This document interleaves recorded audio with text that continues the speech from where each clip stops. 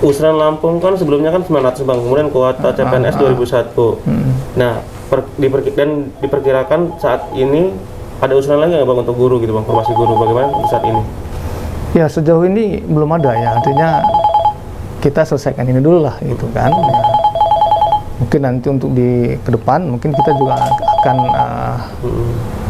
kita lihat ya regulasinya seperti apa lagi gitu kan, dan tentunya terkait dengan pemenuhan kebutuhan guru-gurunya juga kita kan akan berkoordinasi dengan pusat dan di daerah juga nanti untuk menyatukan menyatukan ini dengan dinas pendidikan juga kita lakukan koordinasi gitu. Nah Bang, untuk P3K sendiri, pemerintah kan menyebutkan kebutuhan formasi guru P3K itu sebanyak 1 juta ya Bang ya. Dan PPK non guru tuh 70.000 orang. Seperti apa nih Bang untuk perkiraan untuk Lampung sendiri Bang? Ya itu tadi kan kita sudah tervalidasi 301 ya untuk P3K. Mudah-mudahan itu ya untuk awal ini mudah-mudahan terakomodir semua ya. Harapan kita kan seperti itu 301 itu kan.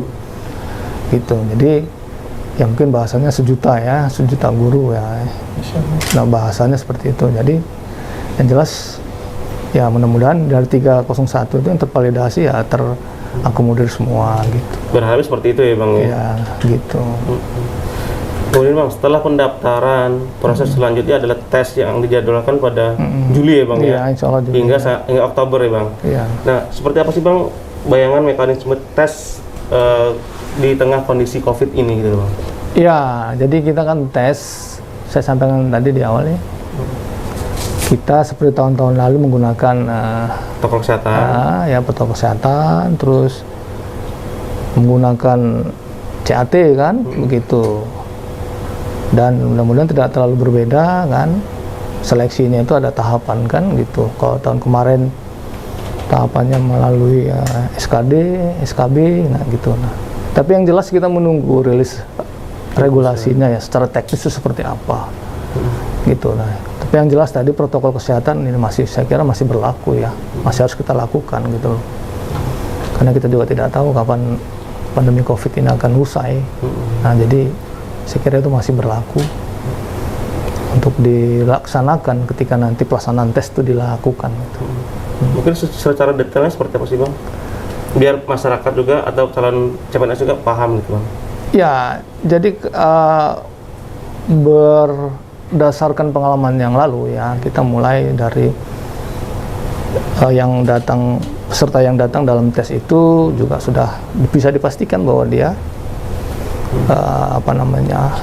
sehat ya tentunya, dan di lokasi juga sudah kita siapkan ya tenaga yang memang khusus menangani dari kesehatan ya, mulai dari dia di termogannya kan gitu, terus juga sana mencuci tangan ya, dan sampai di ruangan pun juga sudah kita atur posisinya, sudah memang sesuai standar protokol kesehatan, berjarak ya, dan di ruangan itu juga tidak kita isi secara full seperti yang sudah, artinya 50% ya paling tidak. 50%-nya ya Bang? Iya gitu, kita isi 50%-nya, karena kita harus mematuhi itu gitu loh, sehingga dan menjaga kesehatan oleh ya tentunya ya, juga ya Bang? Ya untuk menjaga ya, saling menjaga sesama peserta supaya memang jarak itu ya jarak aman ya, untuk mereka untuk bisa melakukan tes itu ya.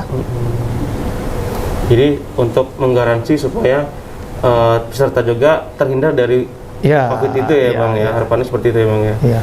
Nah Bang, melihat pernyataan dari Pak Menpan RB bahwasannya Pak Cahyokumolo pada 10 April lalu itu kan belum disebut soal syarat dan mekanisme tes dengan situasi masih pandemi seperti ini. Nah seperti apa sih Bang menurut Abang sendiri Bang? Ya, jadi itu tadi saya bilang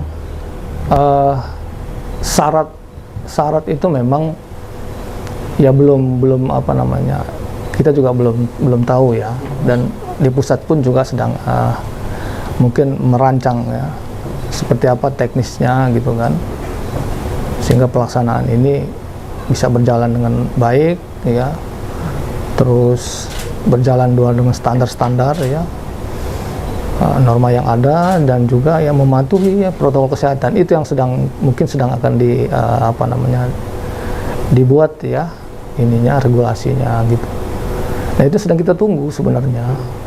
Nah kalau untuk lokasinya sendiri Bang, rencananya apakah akan berbeda dari tahun lalu Ya. atau tahun ini sama juga gitu Bang? Ya lokasi ini kita belum bisa menentukan ya, belum bisa menentukan. Nanti kita akan berkonsul lah dengan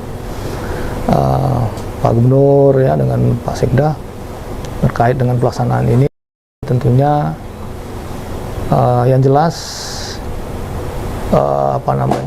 kita ingin bahwa pelaksanaan ini selain tadi ya mematuhi protokol kesehatan itu juga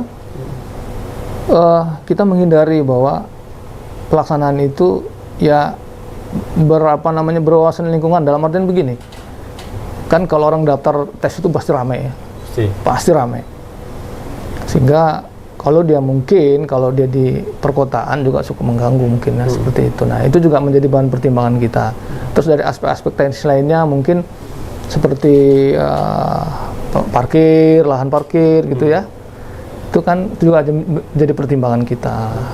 Yang kedua, yang ketiga ya infrastruktur, katakanlah alatnya ya, sarananya untuk melakukan tes. Nah itu kecukupan itu gitu kan, kecukupan untuk mengcover jumlah peserta yang ada, dan mungkin komputer yang memang ya cukup mumpuni ya, yang artikan relatif lebih pas gitu untuk melakukan itu tes itu.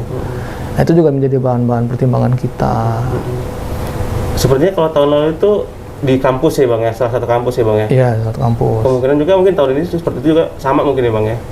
Karena melihat pengalaman yang lalu ya Bang mungkin? Ya kalau kita melihat keberhasilan pengalaman yang lalu seperti itu, tapi kan tidak menutup kemungkinan kan. Itu kita mengusulkan juga ke pusat atau? Kalau kemarin itu kan, ini kalau yang mandiri ya, artinya tes mandiri. Nah, pusat menyerahkan kepada kita. Nah, makanya kita pada saat itu bagaimana pelaksanaan ini tidak terlalu banyak titik ya. Nah, karena kan semua pelaksanaan nanti kalau banyak titik itu tadi ya mengganggu tadi ya lingkungan juga kan, sehingga bisa menimbul kemacetan. Nah, makanya kita koordinir pada waktu itu, kita sepakati untuk pelaksanaan di salah satu perguruan tinggi gitu loh, sehingga aspek-aspek tadi itu ya terpenuhi ya, tidak macet ya, tadi sarana infrastruktur komputerisasi dan sebagainya macamnya sudah cukup mumpuni lah gitu kan, parkir juga luas, nah gitu. Nah Bang, kemudian pemerintah kan meminta calon peserta CPNS itu kan untuk memantau perkembangan nih Bang, rekrutmen CPNS. Nah, memangnya melalui mana saja nih Bang calon peserta bisa memantau, sebab saat ini kan masih cukup terbatas Bang informasi di tengah COVID ini gitu. Iya, sebenarnya kan masyarakat ini sudah paham, sudah tahu sih ya, walaupun sudah ada informasi awal ya, dari tadi saya sampaikan dari Menteri Menpan, BKN sudah mencoba ya, ada pernyataan-pernyataan, statement-statement terkait jadwal sudah ada kan. Nah, mungkin nanti terkait dengan teknis kan, itu juga nanti kan kita ada aplikasi ya, website ya. Kalau BKD kita punya website, di pusat ada website juga ya, dan kita gunakan juga teknisnya, ada aplikasinya kan. Nah itu jadi bisa dipantau melalui situ. Nah, tentunya ini kan semua kita kan, semua orang kan punya kesempatan untuk itu. Jadi artinya inilah akan kita publis seluas-luasnya nanti gitu loh. Yang jelas kita melalui website Pemprov, website BKD gitu kan. Nah, dan mungkin ya nanti melalui rekan-rekan media juga nanti bisa mungkin kita mensiarkan itu ya gitu. Karena ini kan semua orang punya hak untuk kesempatan untuk itu. Maksimal masih 35 tahun ya Bang ya? Ya, gitu masih. Insya Allah belum berubah itu. Berarti artinya masih banyak kesempatan teman-teman juga gitu Bang ya. Ya kok. Nah Bang, mungkin kita seperti yang kita ketahui, maksudnya soal oknum nih Bang. Ya. yang mengaku bisa menjamin diterimanya sebagai PNS gitu kan. Ternyata masih ada. Nah, belum lama ini kan ASN Lampung juga tertangkap nih Bang, ya Iya, kan? iya, iya. Yang menjadi calo di CPNS tersebut gitu Bang. Nah, itu gimana sih Bang menurut pendapat Abang sendiri Bang? Iya, jadi saya melihatnya seperti ini ya. Di era sekarang ini kan era yang serba semuanya kan digital, elektronik lah ya. Jadi seleksi itu melalui itu CAT. Ya. Jadi saya sekaligus menghimbau juga kepada masyarakat lah ya. Ya jangan mudah terpancing dengan iming-iming gitu ya.